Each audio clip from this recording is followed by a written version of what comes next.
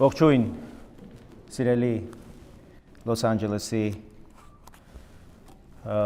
մեր հայրենակիցներ, ովքեր վստահ եմ շարունակում են ապրել Հայաստանի օրավուր խնդիրներով, մտահոգվել Հայաստանում տեղի ունեցող զարգացումներով, նախ թույլ տվեք շնորհակալություն հայտնել այսօրվա այս միջոցառման կազմակերպման գործում Իրանահայ միության եւ մասնավորապես պարոն Թոմիկ Ալեքսանյանի ներդրած ջանքի եւ մասնակցության համար եւ նաեւ բոլորիդ երախտապարտ եմ այստեղ գտնվելու համար եւ այս հնարավորությունը ինձ ընձեռելու եւ այս խոսակցությունը, այս երկխոսությունը Սփյուռքի մեր ամենակազմակերպված համայնքներից մեկի հետ ունենալու համար։ Ես անկեղծորեն կարծում եմ, որ առանց Սփյուռքի հետ գործուն մասնակցության եւ առանց Սփյուռքի գործուն ներգրավման մեզ անհնար է լինելու ոտքի կանգնել Հայաստանը ծնկած այս վիճակից բարձրացնել եւ խոսել զարգացման եւ առաջընթացի մասին։ Ուստի կարծում եմ, որ այն հուսահատությունը, այն տրամադրությունների անկումը, որին ես ականատես եղա վերջին օրերին այստեղ, մենք ժամ առաջ պիտի հաղթահարենք այս իրավիճակը եւ պիտի ուժ գտնենք ոտքի կանգնելու եւ միասին պատրաստելու Հայաստանը թռիչքի, զարգացման եւ առաջընթացի։ Ես պիտի կանգ առնեմ հարցերի վրա, որոնք առավելապես վստահ եմ հետաքրում է ձեզ բոլորիդ, պատերազմի պատճառներ, արդյունք, խորհրդարանական արտահերթ ընտրություններ, ստեղծված նոր ներքաղաքական իրավիճակը, ներքաղաքական նոր միջավայրը, որում հայտնվել է Հայաստանը, այն մարտահրավերները ներքին եւ արտաքին, որոնք ծառացել են մեր երկրի առջեւ, այդ ընտրությունների արդյունքում եւ իհարկե կխոսենք արտաքին քաղաքական հիմնահարցերի մասին, այն խնդիրների, որոնք որ կենսականորեն կարևոր են մեր երկրի անվտանգության, անվտանգային միջավայրի ապահովման եւ հատկապես պիտի կենտրոնանամ նաեւ Սփյուռքի հետ հարաբերությունների կառուցման եւ վստահության մթնոլորտի ամրապնդման ուղղությամբ մեր համատեղ աշխատանքի մասին։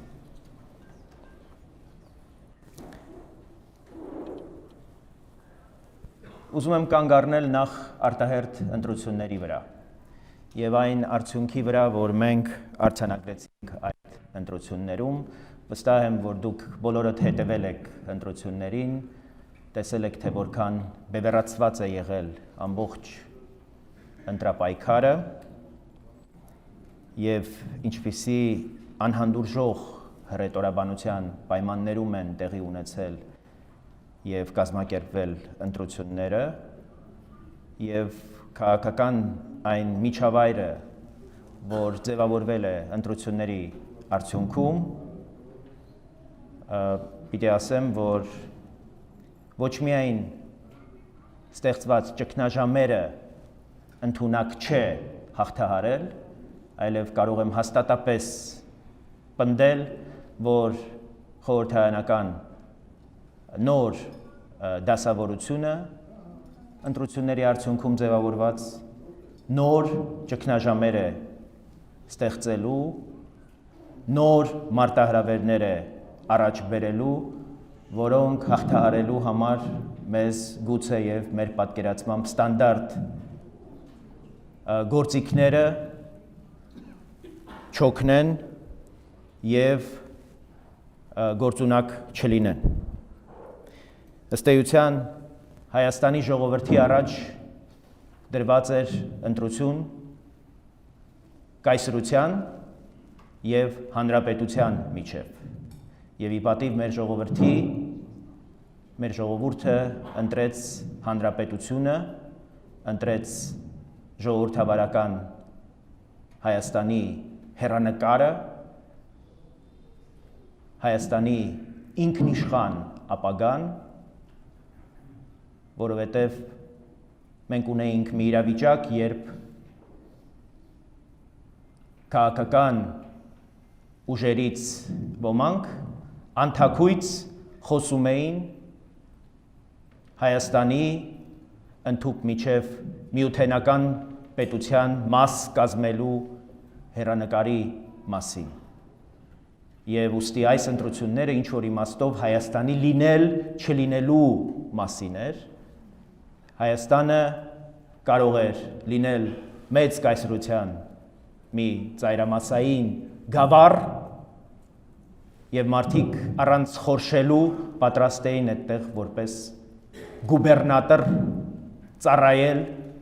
ինչպես ծառայել են իրենց ողջ գործունեության եւ ողջ պաշտոնավարման ընթացքում վասալի ստրուկի կարգավիճակում։ Ուստի կարծում եմ ժողովրդի ընտրությունը մեծ հաշվով նվազագույնի է հասցրել այդ հեռանկարը, բայց այն չի չեզոքացրել եւ Հայաստանի խորհրդարանում ձևավորված ուժերի այս դասավորությունը ինքնին վկայում է, որ այդ սպառնալիքը ամեն օր կենթանի է եւ դա նորանոր ռիսկեր է իր մեջ պարունակում եւ մեր քաղաքական ուժերի առաջ նոր պարտականություններ է դնում այդ մարտահրավերներին եւ այդ սպառնալիքներին պատասխանելու։ Մենք ունեցել ենք շատ վատ ընդդիմություն։ Մենք ունեցել ենք դժգույն ընդդիմություններ մեր նորագույն պատմության ընթացքում։ Բայց իմ գնահատմամբ այն, ինչ մենք ունենք հիմա խորհրդարանում, դա Հայաստանի ազգային անվտանգության սպառնալիք է։ Երկու խմբակցությունները, դաշինքները իրենց ներկայությամբ ուղղակի ռումբ են դրված Հայաստանի պետականության ընդերքում։ Ական են դրված մեր պետականության հիմքում։ Եվ պիտի ասեմ, որ մենք քաղաքական ուժերը, ովքեր հավատում են, որ ժողովրդավարությունը չունի այլընտրանք մեր երկրի համար եւ կանգնել են ժողովրդավարության պաշտպանության գործին, դիրքավորվել են որպես ժողովրդավարության պաշտպաններ, ըստ էության մենք հիմա դառնում ենք սակրավորներ, որպեսզի կարողանանք ականազերծել մեր երկիրը այս արհավիրքից, որովհետև մարդիկ, ովքեր այս ընտրություններից հետո եւս շարունակում են խոսել անվանարկել մեր ժողովրդին եւ հաշտության ու համերաշխության բացակայության կամ մերժելով այդպիսի հեռանկարը շարունակում են կառուցել իրենց գործունեությունը, սպառնալով, որ պիտի պահեն փողոցը ակտիվորեն իրենց մշտական ակտիվ գործողությունների տիրույթում, ես կարծում եմ, որ սրանք պիտի մենք արժանի հակահարված տալու ձեռնարկումներ նախանշենք և պատրաստվենք երկարատև պայքարի պաշտպանելու համար մեր երկրի ժողովրդավարական հեռանկարը, մեր երկրում ժողովրդի իշխանությունը, որովհետև իրականում թիրախը ոչ թե անձինք են, ոչ թե այս կամ այն պաշտոնյան է կամ ընդդիմադիր գործիչը, այլ ժողովրդի իշխանությունը։ Եվ այս ուժերի համար ժողովրդի իշխանությունը մնում է ամենամեծ դժբախտությունն ու սպառնալիքը։ Եվ դեռ նոյեմբեր ամսից սկսած քաղաքական բոլոր այն ձևաչափերով, որ փողոցում հանդես էր գալիս այս ուժերի համախումբը, ունեին մեկ թիրախ, դա ժողովրդի իշխանությունն էր, դա ժողովրդի ընտրությունն էր, ժողովրդի ազատ կամ արտահայտությունն էր։ Եվ մենք տեսնում ենք, որ այս ընտրություններից հետո այդ իրողության հետ շարունակում են անհաշտ մնալ այդ երկու ուժերը։ Նշանային մի քանի իրողության մասին եմ ուզում ձեզ հիշատակել։ Այս քաղաքական միավորների ելույթները մտաբերելիս վերջին ժամերին, վերջին օրերին չկարողացա գտնել գեթ մեկ հանրային խոսք, ելույթ, որտեղ կխոսվեր մեր երկրի անկախության, ինքնիշխանության, պետականության ամրապնդման մասին։ Ոչ մի բառ մեր երկրի սուբյեկտայնության և պետականության ամրապնդման, ինքնիշխանության ամրապնդման մասին։ Հակառակը դրա փոխարեն խոսքը մեկը մեկից հետո մշտապես եղել է այլ երկրների դրոշներով մեր երկրում անվտանգություն ապահովելու նպատակով գործընթացների մեկնարկի մասին, հնարավորությունների մասին, երբեք չի խոսվել ազգային կարողությունների գնահատման և այդ ճանապարհով ներսում անվտանգային խարխլված միջավայրը վերակազմակերպելու հնարավորության մասին։ Սրանից ավելի ամոթալի, ավելի ստոր, բայց նաև բացահայտ հակահայկական գործունեություն դժվար է պատկերացնել։ Դրա նպատակը եղել է մեր հասարակության բոլոր հատվածների, այդ թվում նաև Սփյուռքի ապակողմնորոշումը, սեփական ուժերի, ապագայի նկատմամբ հավատի խարխլումը, պատերազմի իրական պատճառների ուսումնասիրության ձախողումը և հայկական պետականության կործանումը։ Ցանկացած երկրի կայունության համար այդ երկրի ընդդիմությունը լինում է ավելի առաջադիմական, ավելի պրոգրեսիվ, ավելի բարեփոխական հայաստանյան իրականությունը այստեղ էլ ուրեմն ոչ ստանդարտ իրավիճակում է։ Մենք ունենք ըստ էության խորհրդարանում երկու խմբակցություններ, ովքեր հակա բարեփոխականներ են, ովքեր որևէ կերպ չեն կարող լինել պրոգրեսիվ, դրանք հետադիմական քաղաքական ուժեր են եւ ըստ էության իրենց ներկայությամբ չեն կարող ոչ միայն պատասխանել ներքին քաղաքական սպառնալիքներին եւ ոչ իսկ արտաքին քաղաքական այն սպառնալիքներին, որոնք առաջացել են հատկապես Արցախյան երկրորդ պատերազմից ի վեր։ Ըստ էության մենք ունենք թույլ իշխանություն եւ ունենք տկար եւ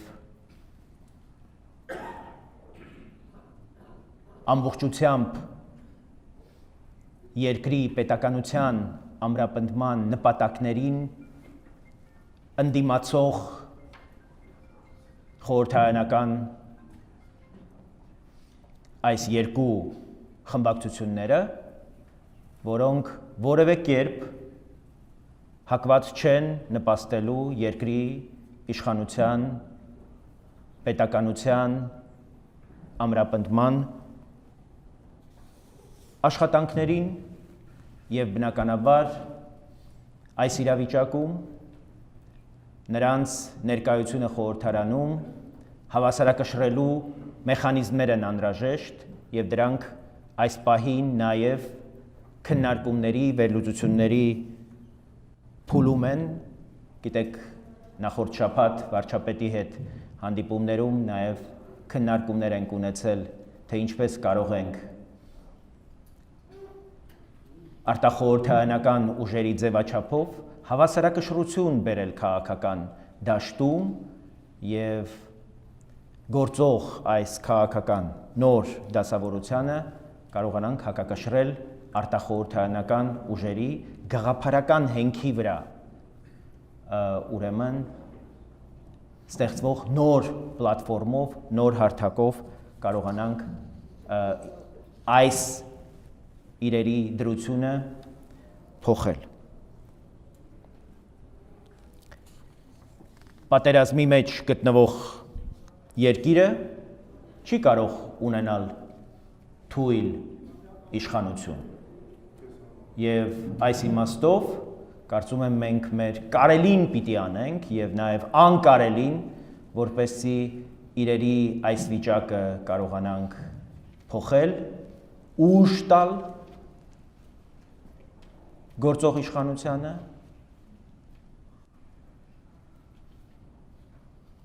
որովհետև իմ պատկերացմամբ ժողովրդի պատկառելի մեծամասնության քվեն վկայությունն է, որ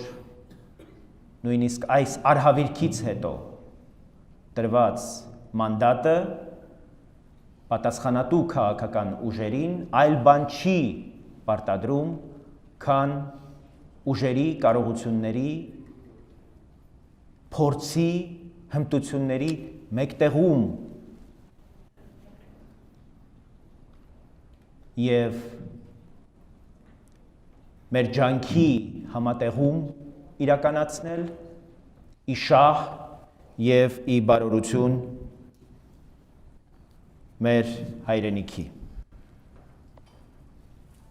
Ըստ էության պատերազմից հետո հայկական պետականության ճգնաժամը ոչ թե առաջացել է, այլ բացահայտվել է իր ամբողջության մեջ, հետևաբար պետք է արձանագրենք, որ պատերազմը եւ պատերազմի արդյունքը, պարտությունը պատճառ չէ, այլ հետևանք մինչ այդ տարիներով խորացող, բայց տարբեր միջոցներով քողարկվող, լրացվող, չբարձրաձայնվող ճգնաժամի։ Ամբողջ այս ժամանակահատվածը վերջին 3 տարիները իրապես հնարավորություն էին տալիս, որպեսզի մենք կարողանանք հիմնավորապես լուծումներ գտնել եւ թույլ չտալ, որպեսզի մենք այսպիսի նոր ճգնաժամի, նոր մարտահրավերների առջև կանգնենք։ Դրա համար պետք էր, որպեսզի մենք խորհրդարանում առնվազն իրավաքաղաքական գնահատականը կարողանայինք ձևակերպել անցած առնվազն 20 տարիների, 20-25 տարիների կառավարման ժամանակահատվածի վերաբերյալ եւ յուրաքանչյուր քաղաքական ուժի այդ ժամանակահատվածում իշխող իշխանության մաս կազմած քաղաքական ուժի եւ անհատների գործունեության վերաբերյալ տրվող գնահատականը հիմնավորապես նրանց դուրս կդներ քաղաքական այս մրցավազքում ուրեմն մասնակցության հնարավորությունից։ Դա տեղի չի ունեցել, ինչն էլ հնարավորություն է տվել, որպեսզի այս բանդիտները, այս հանցագործները, այս գողերը, մաֆիոզները կարողանան ընդդիմադիրի դիմակ հագնել եւ այս քաղաքական process-ներին մասնակցել որպես ընդդիմություն։ Սա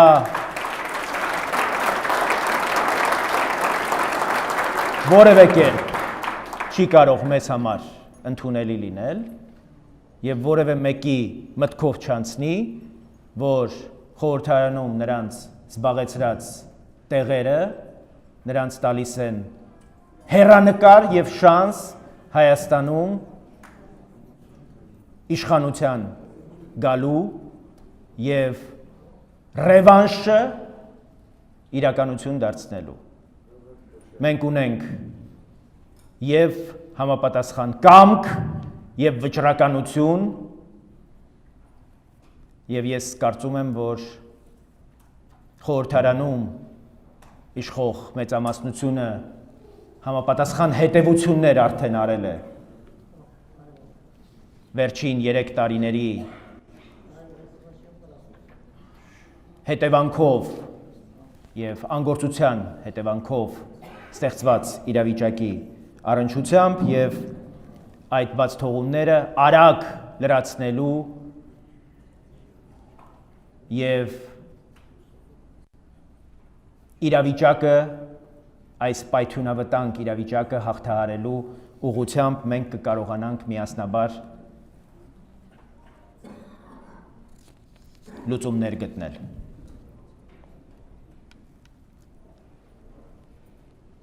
Գալով պատերազմին Արցախի հարցում ես կարծում եմ ամենամեծ մոլորություններից մեկը եղել է այն, որ խաղաղության հոմանիշը փոխզիջումն է։ Խաղաղության հոմանիշը իրականում իմ պատկերացմամբ սեփական շահը ու անվտանգությունը ձևակերպել կարողանալն է, բոլորի համար հասկանալի, ուժեղ փաստարկներով եւ դրան տեր լինելը եւ այդ շահի տակ հզոր քաղաքակրթական հիմք ձևավորելը։ Եթե դա չկա, փոխզիջումով ազատում չկա ոչնչից։ Անընդհատ պահանջելու են զիջել, նորից ու կրկին պահանջելու են զիջել։ Իսկ դա արդեն խաղաղություն չէ։ Դա ողբերգություն է, որի պայմաններում մենք այսօր ապրում ենք։ Բայց դա իհարկե չի նշանակում, որ դրա այլընտրանքը մյուս ոչ մի թիզական ծայրահեղությունն է։ Պետք է լինեն հստակ բովանդակալից քաղաքական եւ քաղաքակրթական բանաձևեր, հայեցակարգեր, որով պետք է գլոբալ համատեքստում հիմնավորել հայկական շահի եւ քաղաքակիրթ աշխարհի շահի համատեղ եւ ներդաշնակ գոյությունը։ Պատերազմում մեր երկրի պարտության իրական եւ ակնհայտ պատճառը Հայաստանի թույլ պետական համակարգն էր, անկարող ղեկավարությունը, քաղաքական ողջ դասը ու վերջին 30 տարում այսպես կոչված կառուցած ազգային անվտանգության ու պաշտպանության համակարգերը։ Սա է Հայաստանի պարտության իրական պատճառը, ոչ թե դավադիր այսպես կոչված արևմուտքը, Սորոսը, Ազատություն ռադիոկայանը, Twitter-ը կամ Facebook-ը։ Այդ պարտության պատճառով հանրային դեպրեսիայից դուրս գալու ճանապարհը պարտության պատճառները սթափ գնահատելն է, դրանք վերացնելը եւ երկիրը այս կործանարար ուղուց հետ մայրուղի բերելը։ Իմ խորին համոզմամբ մենք պետք է պարտությունը արժանապատիվ կերպով հաղթահարենք ու ընկնելուց հետո կրկին ոտքի կանգնենք։ Ավելի իմաստուն, ավելի զուսպ, փորձված եւ ուժեղ, ոչ թե շարունակել թավալ գալ գետնին, մատնացույց անել բոլորին, բացի ինքներս մեզնից, ու սպասել, որ մեկը կգա ու մեր փոխարեն մեր երկիրը դուրս կբերի այս վիճակից։ Ադրբեջանը ժամանակին պարտություն կրեց եւ դրան հաջորդած ամեն օրը օգտագործեց հաղթանակի հասնելու համար։ Մինչդեռ մենք մեր հաղթանակը 30 տարի մսխեցինք, ամեն օր մոտեցրինք այս պարտությանը։ Մեր սեփական ձեռքերով կեղեքեցինք ու հարստահարեցինք մեր հայրենիքը։ Մեր սեփական որոշումներով ուղղակի դատարկեցինք մեր հայրենիքը ժողովրդագրական ճգնաժամի ընդհուպ հասցնելով երկրում արտագաղթի ծավալները։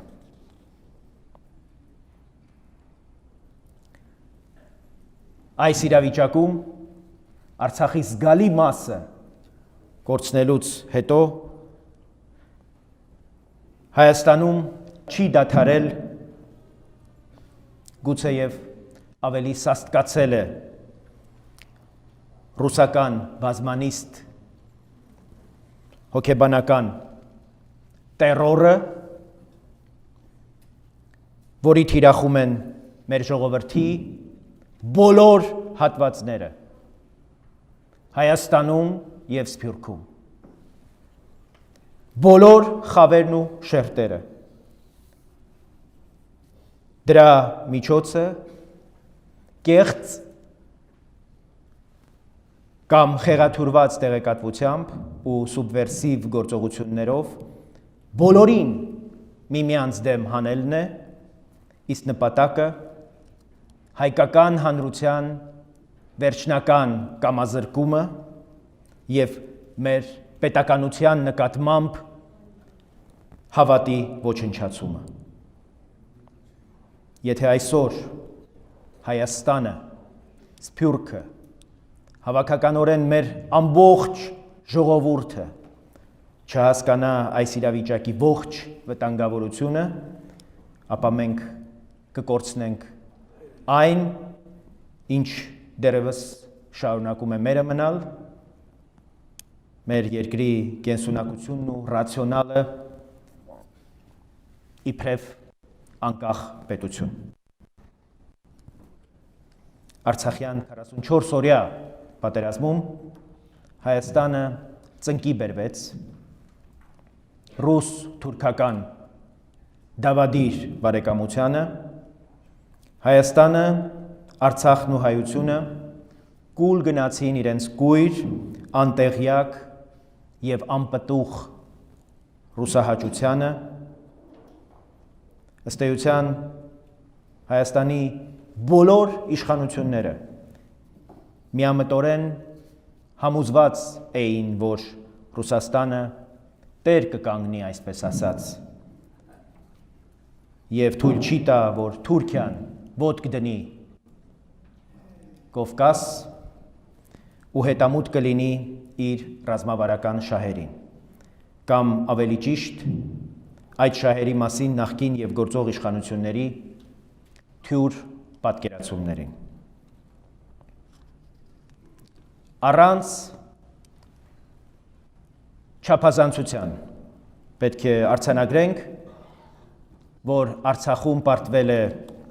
այդ պատերազմում, երկրորդ պատերազմում Արցախյան պարտվել է Արցախը, պարտվել է Հայաստանը և պարտվել է ռուսական սպառազինությունը։ Հայաստանում, ըստ էության, բոլոր իշխանությունները վստահել են ռուսական տեխնոլոգիական, այսպես ասած, գերակայությանը, որովհետև երբեք ու երբեք չեն ցանկացել նեղացնել ռուսներին։ Հանցավորության հասնող հանգստությամբ և անտեղյակությամբ մեր բոլոր իշխանությունները իրենց գործը փութաջանորեն և նվիրված կատարելու փոխարեն, հայրենիքը շենացնելու փոխարեն պարզապես ապավինել են ռուսներին, որոնք մեր ողջ ժողովրդին այսօր կանգնեցրել են փաստի առաջ։ Քաղաքական, ռազմական հաշվարկներում, պլանավորման մեջ, աշխարհայացքում, կառավարման հայեցակարգում գործվել են ճակատագրական սխալներ։ Երբ խոսում ենք այն մասին, որ Ռուսաստանը անկարող է զսպել Թուրքիային, հաճախ ընկալվում կամ մեկնաբանվում է իբրև Ռուսաստանի քաղաքականության արդարացում։ Իրականում այս հարցը առաջիկայում ևս լինելու է մեր քննարկումներում ամենաառանցքայինը։ Ինչպես ենք մենք դիտարկում Ռուսաստանի քաղաքականությունը։ Մոսկվան է Թուրքիային բերել տարածաշրջան, եթե չցանկանար չեր բերի, թե այդուհանդերձ Մոսկվան ստիպված է եղել հանդուրժել Թուրքիայի ռեգիոն գալը։ Երբ ասում ենք Մոսկվան է բերել, կամ այլ կերպ ասած այս ռեգիոնում ամեն ինչ վճռում է Մոսկվան, ուրեմն նշանակում է, որ այստեղ չկա Մոսկվայի դեմ որևէ խաղ։ Դրանից մեր հետևությունը պետք է լինի ոչ թե ընդդիմանալ Մոսկվային, այլ անել ամեն ինչ, որ նա հանկարծ չունենա որևէ դժգոհություն մեզանից։ Որովհետև եթե նրա որոշումով է ամեն ինչ, ապա մեր որևէ քայլից ունեցած ցանկացած դժգոհության պարագայում մեզ բաժին կհասնի պատիժ։ Իսկ եթե մենք դիտարկում ենք, որ ռուսները չունեն այս ռեգիոնում, հարավային Կովկասում միանձնյա որոշում կայացնելու կամ այսպես ասած բանալու իրավունք և դա ընդամենը քարոզչական իներցիոն դրույթ է, ապա այդ դեպքում բնականաբար մենք պետք է անենք ամեն ինչ, որպեսզի ունենանք այլ ընտրանքներ, որպեսզի ունենանք որոշում կայացնող այլ ուժային կենտրոնների հետ հաղորդակցության բավարար մակարդակ, մեզ համար որոշումներ թույլ չտալու համար։ Որոշումներ, որոնք կայացվում են առանց մեր մասնակցության, որոշումներ, որոնք մեզ համար ցանկալի չեն։ Ես առհասարակ կարծում եմ, որ Խորհրդային Միության փլուզումից հետո մեր տարածաշրջանում Մոսկվայի դեմ խաղ կա, երբ Մոսկվան գործակցում է Արևմուտքի հետ, այդ խաղը չի ընթանում իսկ երբ դադարում է գործակցել, տարածաշրջանում Մոսկվայի դեմ խաղը թափ է հավաքում եւ առանցքային է այստեղ իհարկե Թուրքիան է, Թուրքիայի միջոցով է այդ թափը տեղի ունենում։ Հայկական վերնախավերի խնդիրը ոչ թե պետք է լինի արդարացում կամ դատապարտում սահմանելը, այլ մոտիվները հասկանալն ու ըստ այդմ լուծումներ գտնելը։ Ինչ է անհրաժեշտ անել մեզ պատերազմից հետո։ Հետպատերազմյա վերականգնումը առաջին հերթին պահանջում է մեր հազարավոր զոհերի հիշատակի խնկարկումից զատ, հանուն նրանց հիշատակի նաև վերագտնել այն ոգին, որով հենց նրանք իրենց կյանքը զոհաբերեցին հանուն Հայաստանի և Արցախի և հանուն այդ սուբյեկտայնության։ Արցախյան երկրորդ պատերազմից հետո մենք այլ առաջնահերթություն չունենք։ Հայաստանը այլ օրակարգ չունի։ Մեզ անհրաժեշտ է ոտքի կանգնել, մեզ անհրաժեշտ է զարգանալ, կրթվել, արդիականանալ։ Ասում են, Հայաստանը չի կարող հաղթել Թուրքիային, առավել ևս տարածաշրջանում թուրք-ադրբեջանական համատեղ նկրտումներին և ծրագրերին ու նպատակներին։ Թուրքիայի և մեր ռեգիոնի մյուս դերակատարների դեմն առնելու միջոց և հնարավորություն Հայաստանը ունի։ Դա Հայաստանի ուղղահայաց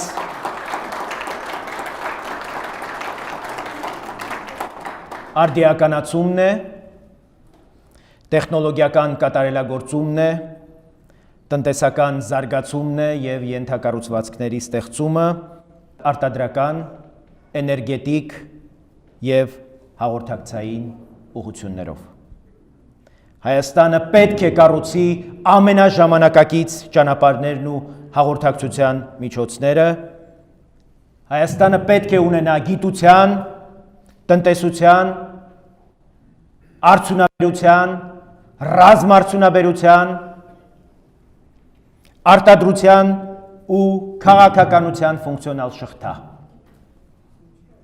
Ուղղակի պետք է թևերս ծալենք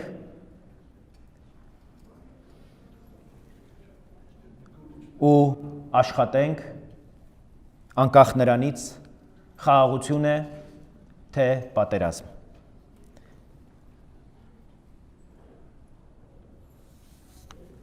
Չկա այս իրավիճակում այլ առաջնահերթություն և այլ օրակարգ։ Արցախյան վերջին պատերազմից հետո ռեգիոնալ նոր իրողությունները Հայաստանի իշխանությունների առաջ մեր արտաքին քաղաքական ողջ կոնցեպտը վերանայելու խնդրի հրամայականի առջև է կանգնեցրել։ Եվ կարծում եմ, որ մենք տարածաշրջանում բնական դաշնակիցներ գտնելու օրախնդիր անհրաժեշտության առաջ ենք կանգնած։ Արցախյան երկրորդ պատերազմից հետո Հայաստանը և Վրաստանը պետք է տարածաշրջանում հայտարարվեն որպես բնական դաշնակիցներ հայ-վրացական տանդեմին, քանի որ սպառնալիք է Կովկասը ռուս, թուրք, ադրբեջանական տանդեմի գոտի թողնելը։ Հայաստան-Վրաստան հարաբերությունը մշտապես եղել է, գիտեք, հակասական եւ հարաբերական,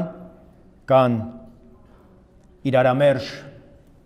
աշխարհաքաղաքական վեկտորներ, դրանցից բխող փոխադարձաբար տարակուսելի վարք, բայց կարծում եմ, որ այս ամենով հանդերձ Երևանը եւ Թբիլիսին պետք է կարողանան գտնել այդ բարդագույն միջավայրում համատեղ ռազմավարության հասնելու միջոցը եւ տանդեմով դառնան ռուս-թուրքական տակտիկական խաղի եւ ռազմավարական մրցակցության հանդեպ ավելի դիմադրողունակ եւ կենսունակ կամ ռեգիոնում բազմազանեցնեն խաղը հավելյալ խաղացողների ներգրավմամբ եւ բազմաբևեռ հավասարակշռության շնորհիվ արկա ռիսկերը նվազագույնի հասցնելով կամ չեզոքացնելով։ Ես ուզում եմ առանձնահատուկ կերպով կանգ առնել Թուրքիայի հետ հարաբերությունների հեռանկարին։ Ես առասարակ կարծում եմ, որ Հայաստանը իր սուբյեկտայնությունը վերագտնելու ճանապարհին պիտի կարող լինի, ընդունակ լինի Թուրքիայի հետ խոսակցության։ Ես շատ լավ հասկանում եմ մեր ժողովրդի հիշողության մեջ դրված այն արգելքները, որոնք այս պահին եւ առասարակ վերջին շրջանում առավելապես մենք հանդիպում ենք մեր շփումներում, երբ հարցը հասնում է Թուրքիայի հետ հարաբերություններին եւ Թուրքիայի հետ խոսակցության հնարավորությանը։ 2008 թվականին ֆուտբոլային դիվանագիտության ամբողջ այդ շրջափուլում մենք շատ լավ հիշում ենք, թե ինչ ընթացք էր ուղեկցում այդ գործընթացին։ Մենք հիշում ենք, որ այդ ժամանակ, երբ ինտենսիվ բանակցություններ էին գնում Թուրքիայի հետ, Սերժ Սարգսյանին դավաճան չէին կոչում հայտնի ուժերը, այդ թվում նաև Լոս Անջելեսում կազմակերպվող հանրահավաքների ժամանակ, հակառակը ընդամենը կոչ էին անում նախագահ մի զիջիր եւ պահանջում էին, չգիտես ինչու, ոչ թե Սերժ Սարգսյանի հրաժարականը, այլ արտգործնախարար Էդվարդ Նալբանդյանի։ Ես կարծում եմ, որ այդ ժամանակ շատ ճիշտ էր այդ պայքարի ոճը, որովհետև պետք է Հայաստանում լինեն կոշտ դիրքորոշումներ եւ ավելին Հայաստանում ուղղակի չի կարող չլինել Թուրքիայի հանդեպ մեղմ ասած կոշտ դիրքորոշում, բայց շատ կարևոր է, որպեսզի այդ կոշտությունը լինի քաղաքական եւ ոչ թե մանիպուլյատիվ եւ զգայական։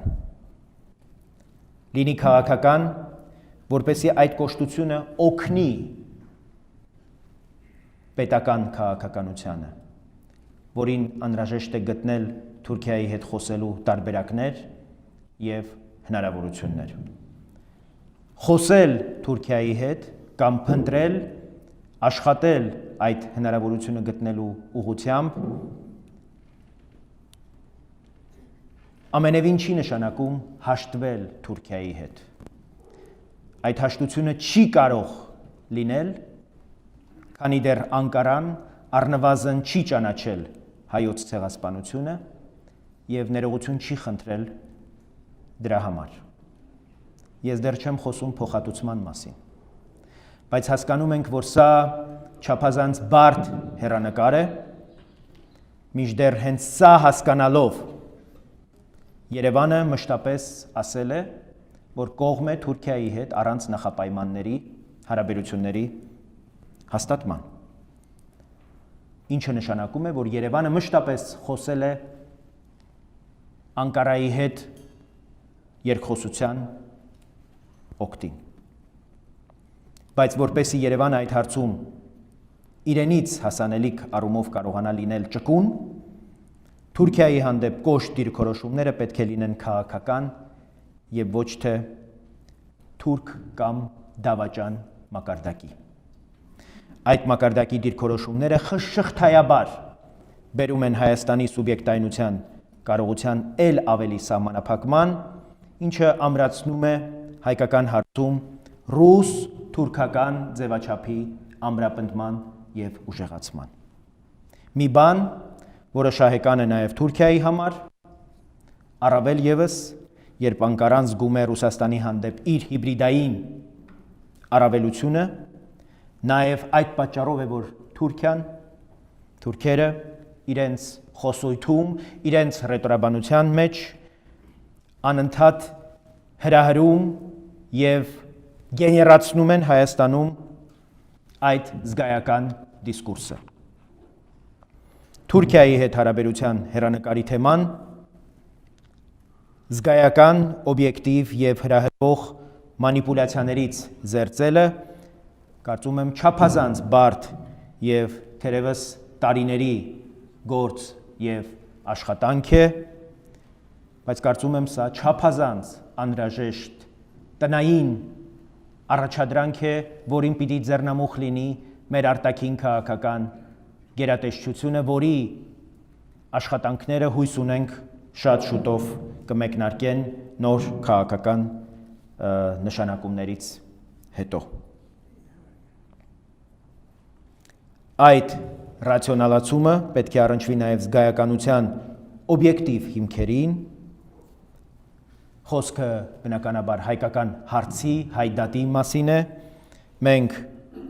պիտի որպես հավաքականություն եւ որպես պետություն պատասխանենք այն հարցին, արդյոք ի վիճակի ենք կառավարել հայկական հարցի պետական եւ համազգային իրողությունը, թե մեր փոխարեն այն կառավարելու են այլ ուժային կենտրոններ, մեզ թողնելով միայն հենց զգայականությունը իր օբյեկտիվ եւ սուբյեկտիվ դրսևորումներով։ Սա չափազանց կարևոր ուղղություն է եւ ես չափազանց կարևորում եմ, որպեսզի մենք սփյուռքում ունենանք այս խոսակցությունը եւ սփյուռքում ունենանք համախոհությունը, որ տարածաշրջանում անվտանգության միջավայր ձևավորելու, ձևակերպելու այլընտրանք ուղղակի գոյություն չունի առանց Թուրքիայի հետ խոսակցության եւ Երևանի ու Անկարայի միջև երկխոսությունը միայն կարող է վերադարձնել Հայաստանի սուբյեկտայնությունը եւ Հայաստանի ընդունակությունը վերադառնալու այն սեղանի շուրջ, որտեղ որոշումներ են կայացվում Հայաստանի մասին, Հայաստանի ապագայի վերաբերյալ։ Քննարկել փրկիչ կամ թշնամի, ոչ թե քննարկել իրավիճակ, այդ իրավիճակում շահեր, խնդիրներ, հնարավորություններ ու հեռանկարներ։ Կարող ենք ամբողջ ազգով կանգնել հայ-թուրքական սահմանին ու բղավել, որ թուրքը կամ Թուրքիան մեր թշնամին է։ Դրանից թե մեր ուժը չի ավելանալու եւ թե Թուրքիայի ուժը չի պակասելու։ Դրանից չի փոխվելու ոչինչ։ Եվ հենց դա է ծուղակը, որում մեզ փորձում են պահել այլոք։ Ծուղակ, որպեսզի հայկական պետականությունը չկարողանա մեր տարածաշրջանում, հարավային Կովկասում փոխելու ոչինչ։ Չփոխել ոչինչ նշանակում է չփոխել տարածաշրջանում ռուս-թուրքական ձևաչափի դոմինանտությունը, որը վերականգնվեց եւ կնքվեց Արցախի դեմ պատերազմով։ Ուստի Թուրքիայի հետ Հայաստանի հարաբերության արմատական մերժումն է ռեգիոնում Ռուսաստանի ներկայության միակ, այսպես ասած, հուսալի ոտնատեղը։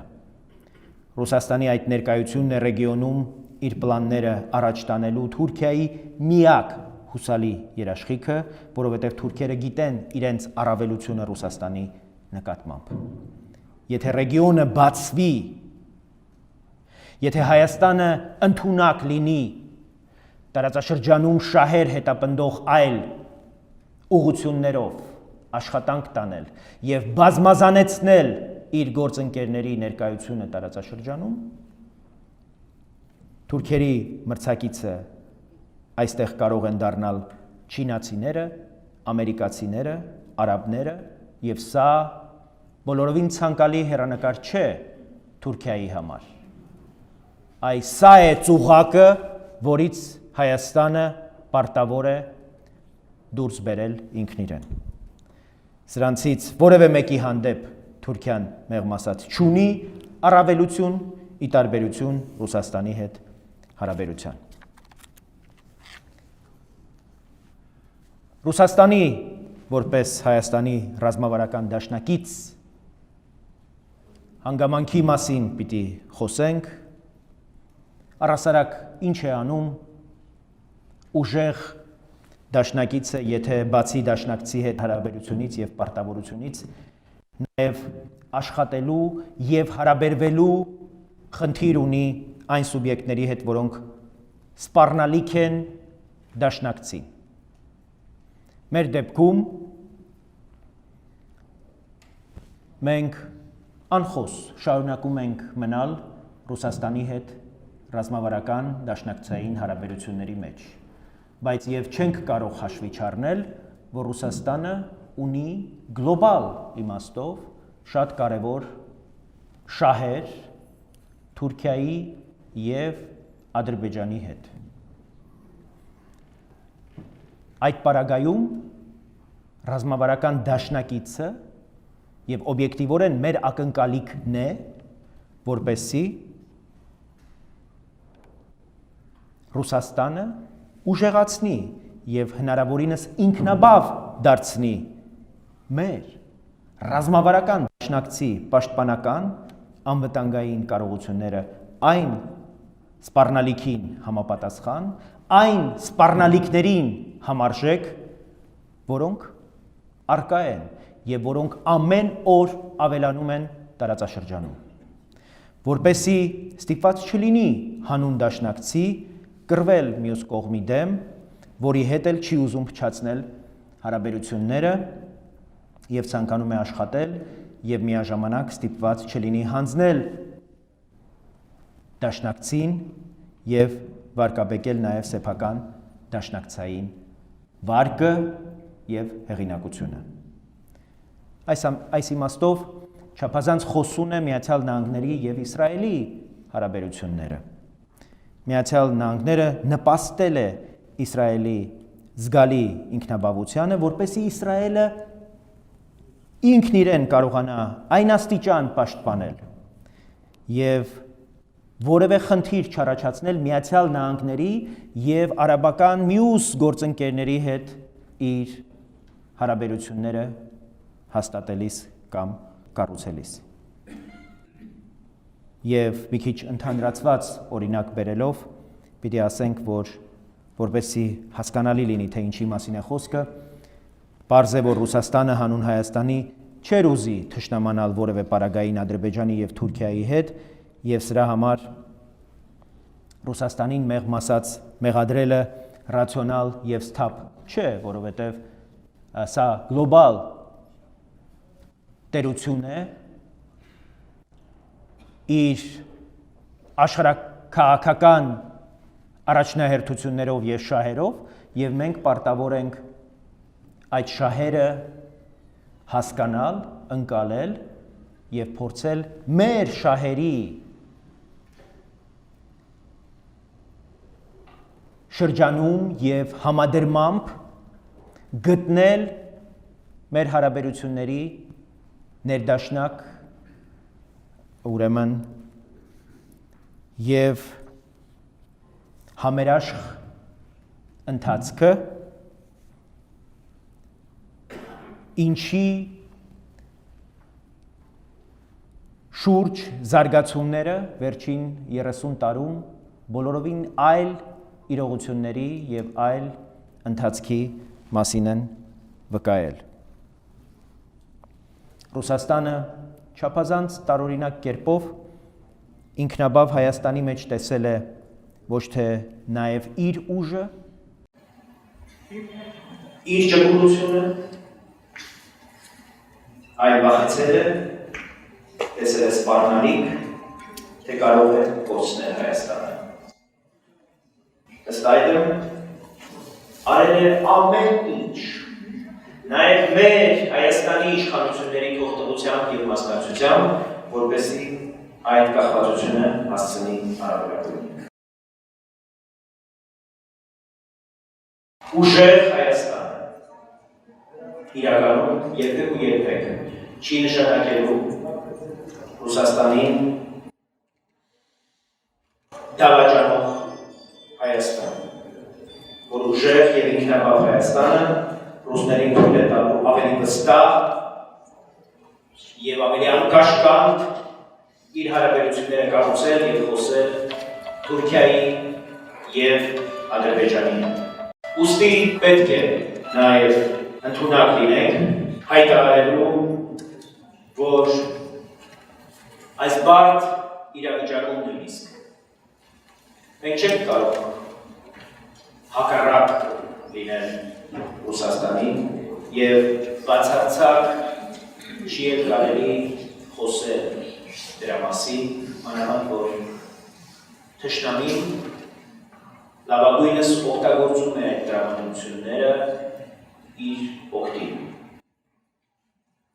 Բայց Հայաստանը պարտավոր է Ռուսաստանի հնարավորությունները, ցանկությունները, մոտիվները և ռազմավարությունը գնահատել առավելապես ամբողջական և համարժեք հասկանալու համար, որ Ռուսաստանը կարող է շատ հարցերում լինել Հայաստանի գործընկեր, բայց չի կարող լինել փրկիչ։ Ռուսաստանը ինքն իրեն հարավային Կովկասում փրկելու համար կամ պետք է ապավինի Արևմուտքի օգնությանը, կամ Թուրքիայի հետ որևէ կերպ պետք է լեզու գտնի։ Հետևաբար, եթե Ռուսաստանն ինքը Արևմուտքի հետ հակադրության պարագայում փրկություն է փնտրում Թուրքիայի հետ պայմանավորվելու մեջ, ուրեմն չի կարող լինել թուրքական վտանգից Հայաստանի փրկիչ։ Երբ խոսվում է այն մասին, որ Ռուսաստանն այսօր վիճակի չէ դիմադրավել Թուրքիային, մեր ժողովրդի շատ պատկառելի մի հատված այդ հանգամանքը ընկալում է զուտ ռազմատեխնիկական բաղադրիչի հարթության վրա։ Ըստ այդմ գործում է տարածված մի, այսպես ասած, ժողովրդական եզր, թե Ռուսաստանի դեմ խաղ չկա։ Ընդ որում հետաքրքիրն այն է, որ եթե առաջնորդվում ես այդ տրամաբանությամբ, ապա դառնում է շատ պարզ, եթե Ռուսաստանի դեմ խաղ չկա, ուրեմն ռուսական ազդեցության կենսական ռեգիոն դիտվող Կովկասում որևէ պատերազմ, առավել ևս Հայաստանի և Արցախի դեմ, չի կարող տեղի ունենալ առանց Ռուսաստանի հավանության։ Հետևաբար, եթե Ռուսաստանի դեմ խաղ չկա, ուրեմն պատերազմը Արցախի դեմ Ռուսաստանի խաղն է։ Եվ սակայն կարծում եմ, որ Ռուսաստանի դեմ խաղ կա, հակառակ հայաստանյան և նաև սփյուռքյան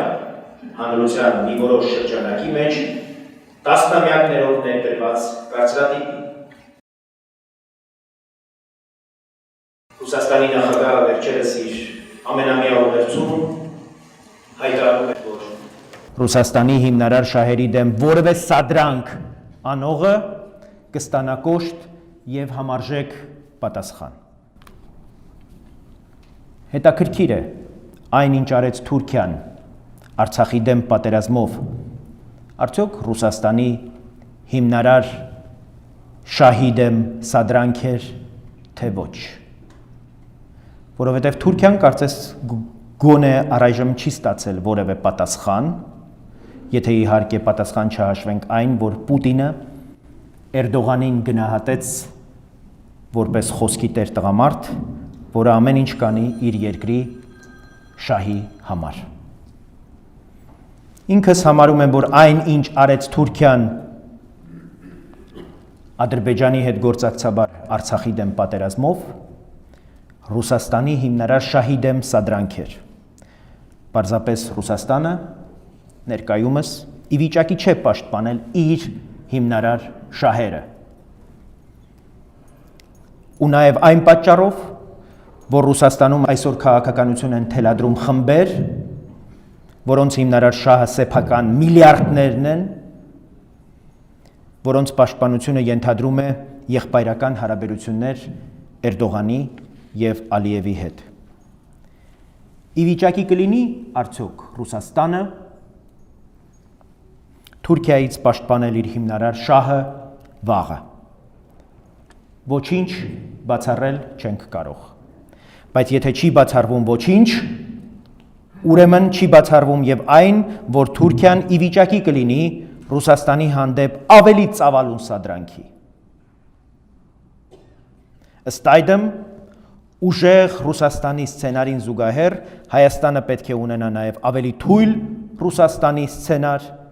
և դրանից բխող հիմնարար քայլեր։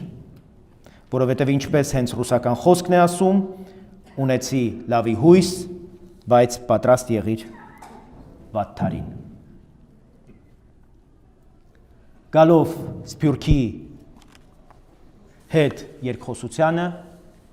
Սփյուռքի հետ մեր հարաբերությունների և վստահության վերականգնման թեմային, պիտի ասեմ, որ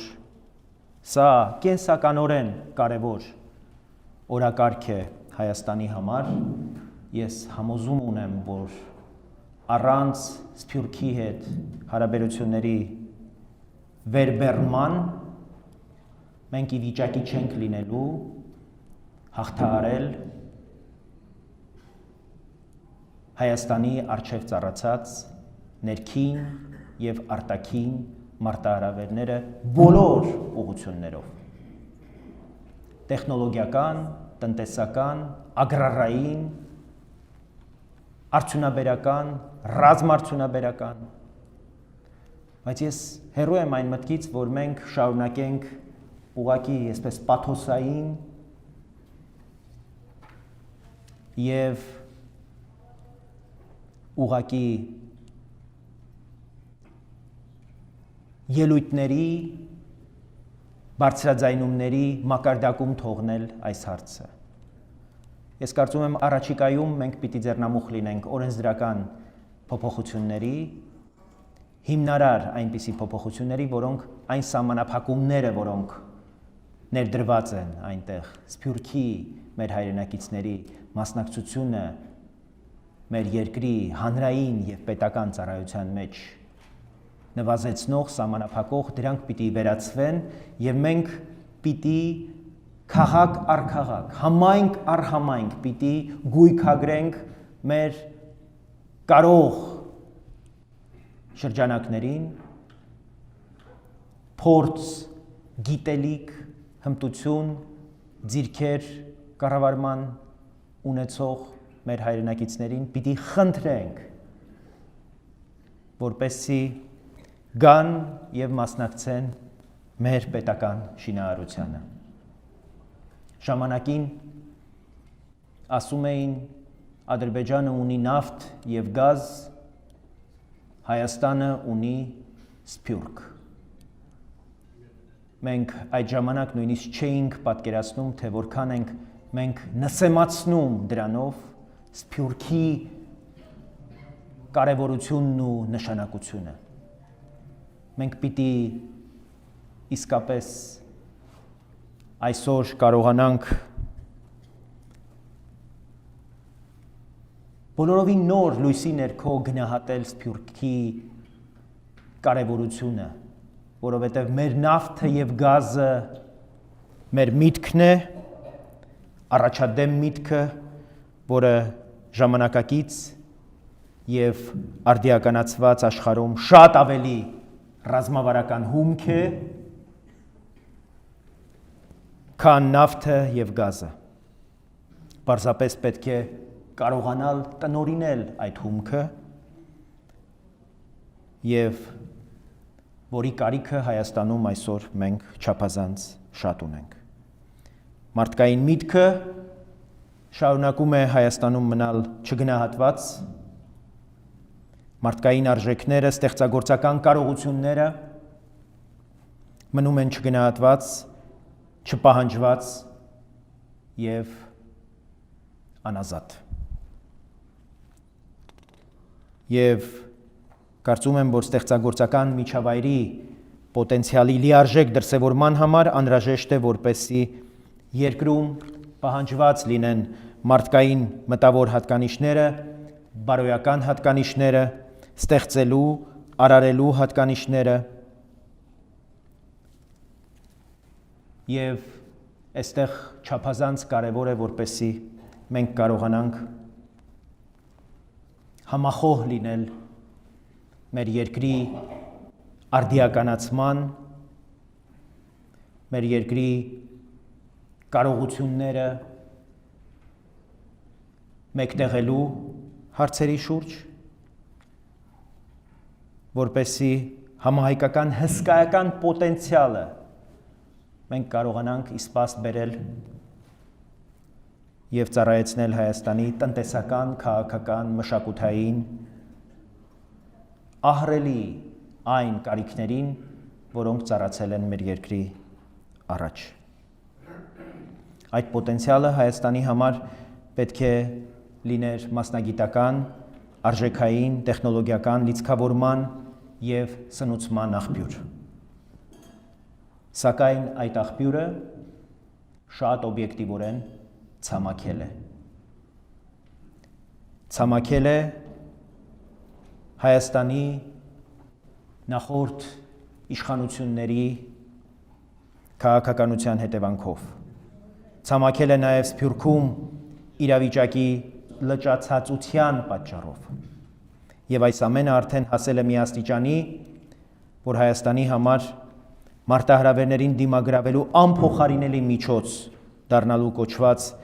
Հայաստան-Սփյուռք կապը իր ներկայիս բովանդակությամբ արդեն սկսում է հայության համար մարտահրավերների շարքը համալրել։ Հասկանալու համար, թե ինչ ներուժ ունի Սփյուռքը, ինչ պոտենցիալ է պարփակված նրանում, մենք պիտի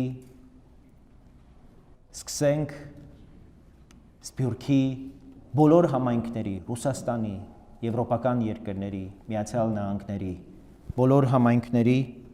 կարողությունների գույքագրմամբ եւ Սփյուռքի յուրաքանչյուր համայնքի գիտական, կրթական, սոցիալական, տնտեսական եւ մշակութային կարողությունների վերհանմամբ,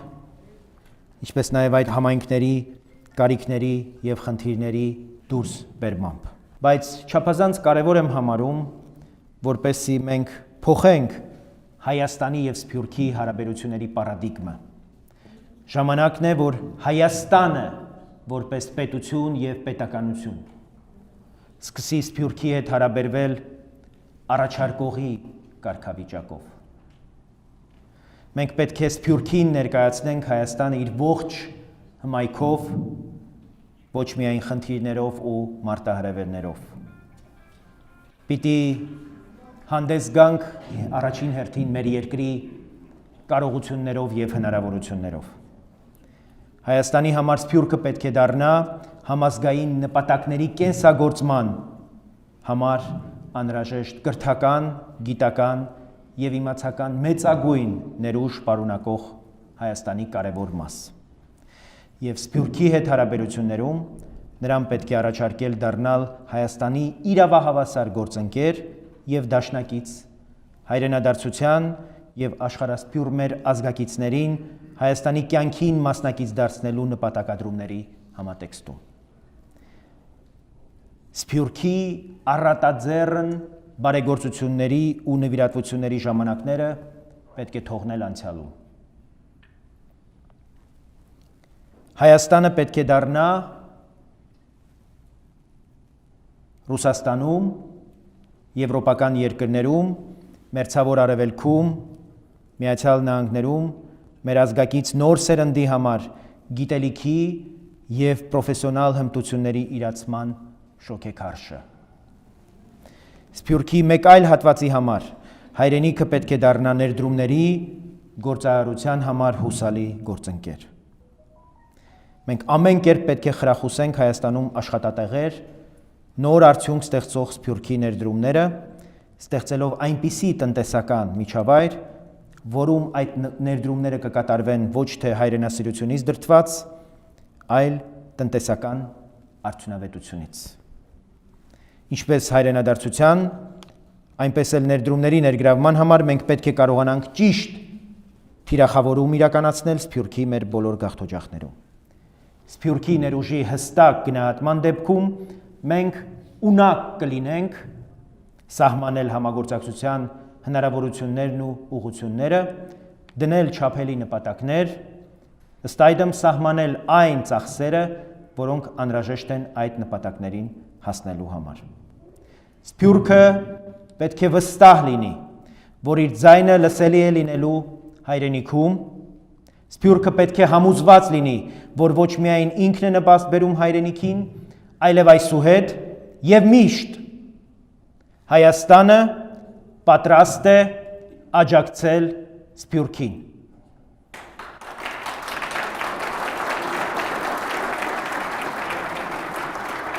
Այս փոխգործակցության եւ փոխշահավետության ազդակը մենք պետք է կարողանանք հասցնել Սփյուռքի բոլոր գաղթօջախներին եւ հատվածներին։ Ժամանակն է, որ Հայաստանը հանդես գա որպես Սփյուռքի, սփյուռքահայերի շահերի պաշտպան եւ նեցուկ։ Միայն այդ դեպքում մենք կարող ենք շոշափելի արդյունքներ ապահովել ինչպես հայրենադարձության, այնպես էլ ներդրումների իրականացման նպատակադրումներում։ Եվ վերջում կունենանք արդյոք այնքան հասունություն, որ հասկանանք, որ ազգայինը, որի մասին այդքան շատ է խոսվում, Սփյուռքում դուք բազմաթիվ ձեռնարկներ եք իրականացնում, դա մեր երկրի ժողովրդավարական հեռանկարն է։ Ես ուզում եմ, որպեսզի մենք կարողանանք Սփյուռքի մտապատկերում ամրացնել ժողովրդավարությունը որպես կենսականորեն կարևոր եւ միակ հնարավորություն Հայաստանի ապագայի համար։ Որքան ժողովրդավար լինի Հայաստանը, համոզված եղեք, այդքան անվտանգ եւ ապահով կլինի մեր հայրենիքը։ Եվ հետեւաբար ազգայինը պիտի դառնա ժողովրդավարությունը եւ ազգային մեր բոլոր նպատակները պետք է մեկ հասցե ունենան։ Դա ժողովրդավարական Հայաստանի հեռանկարն է։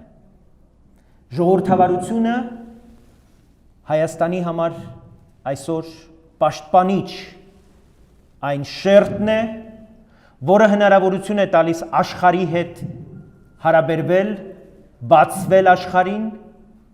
եւ Հայաստանի սահմանների շուրջ, Արցախի հիմնահարցի շուրջ այսօրվա ստեղծված իրողությունների պայմաններում արտաքին նոր գործընկերների մասնակից դարձնել, ներգրավել նրանց այդ բանակցություններում, այդ աշխատանքներում եւ արժանիորեն լուծումներ գտնել այն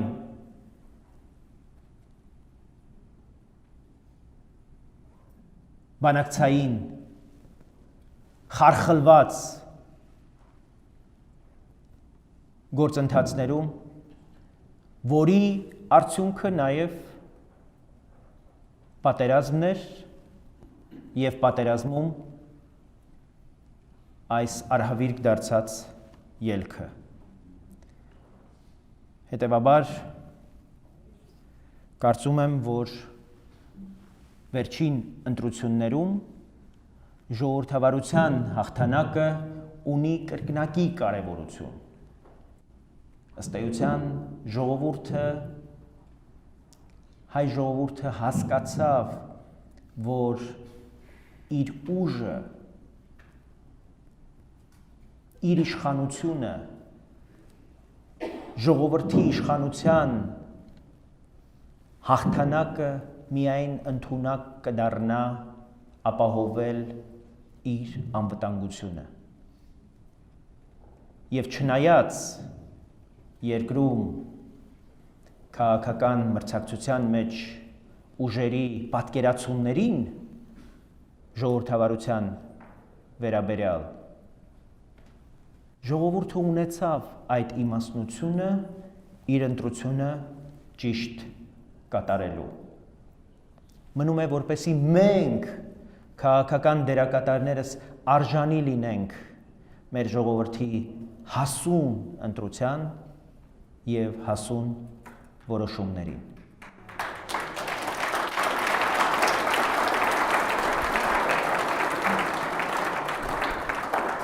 Այլ կերպ ասած, ժողովրդավարացումը Հայաստանի համար ռազմավարական կարևորություն ունի, որպես մեր երկրի արդիականացման, բարեփոխումների ճանապարհ, ինչն էլ իր հերթին ժողովրդավարությունը դարձնում է ռազմավարական ռեսուրսի, ընդհանրապես պետական քաղաքականության, ռազմաքաղաքական մրցունակության եւ դիմադրողականության տեսանկյունից։ Առհասարակ ավարտելով չափազանց բարդ է այս պայմաններում խոսել, ես ծրագրել էի քարոզարշավի ընթացքում այցելել ձեզ,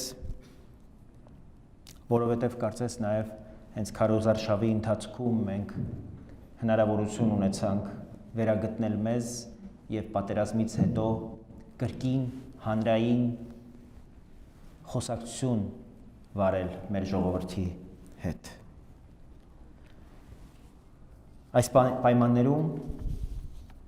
խոսելը չափազանց բարդ է։ Եվ խոսել կարծես թե նաև պետք չէ։ Պետք է լռել։ Պետք է լուր լռության մեջ գործել, լռությամբ եւ աշխատանքով սքալ մեր նահատակների հիշատակը, եղբայրների կորուստը, պետք է ուժով կրել պատերազմի մյուս կորուստները եւ պետք է գործել պետությունը այդ ակոսից դուրս բերելու եւ մեր երկրի ինքնիշխանությունը վերականգնելու եւ արդիականության ժամանակակից պետության ճանապարհի վրա դնելու համար։ Եթե խոսել, ապա միայն կոնկրետ ծրագրերից, կոնկրետ խնդիրներից, առանց կենացների, առանց պաթոսի, առանց ճոռոմաբանության, խոսել առարկայորեն, վերհանել ներքին եւ արտաքին անվտանգային խնդիրները փնտրել այլընտրանքներ, փնտրել նոր դաշնակիցներ, գործընկերներ եւ այդ ամենի առանցքում դնել մեր ներքին հայաստանյան եւ համահայկական ռեսուրսը, որի համար ես այստեղ եմ եւ ըստ էության առաջարկում եմ մեկնարկել խոսակցությունը, մեկնարկել երկխոսությունը այն խնդիրների շուրջ, որոնք վստահ եմ հուզում են ձեզ բոլորիդ երկար, շատ երկար ժամանակ։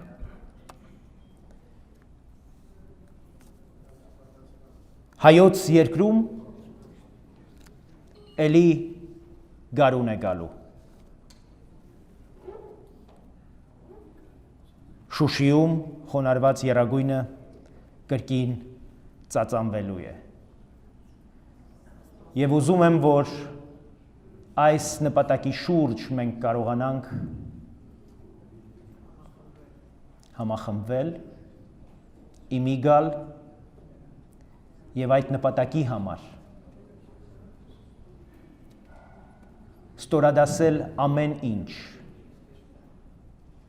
մեր պետականության ամրապնդման համար չխնայել ոչինչ, այդ ճանապարհին զոհել ով ինչ կարող է։ Չտրվենք ոչ թշնամուն, ոչ պատրանքային բարեկամին։ Թևերը քշտենք ու պատրաստվենք օրնիբուն աշխատանքի։ Պարզ ճակատով, առողջ մտքով, որ վաղը մեր երկրում նորից առավոտ բացվի։ Հույսներս պիտի դնենք միայն մեզ վրա։ Մենք մի ռազմավարական դաշնակից ունենք։ Դա մեր սփյուռքն է։ Մեր ունեցած, չունեցածը, մեր հարստությունը մեր սփյուռքն է։ Եվ մենք պիտի այդ հասունությունը, այդ ըմբռնումը ունենանք, համատեղ ծրագրեր մշակելու, համատեղ որոշումներ կայացնելու եւ վստահությունը վերականգնելուց հետո միասին պատրաստելու մեր երկիրը թռիչքի։ Սա այլընտրանք չունեցող հեռանկար է եւ ես բոլորիդ հրավիրում եմ այդ հեռանկարի շուրջ մեկտեղել մեր ջանքը, մեր կարողությունները, մեր էներգիան եւ մեր աշխատանքը։ Սա մի հեռանկար է, որը կարծում եմ պիտի առաջնորդի բոլորիս եւ դառնա մեր բոլորի հոգացության եւ մտածումների հիմնական առարկան։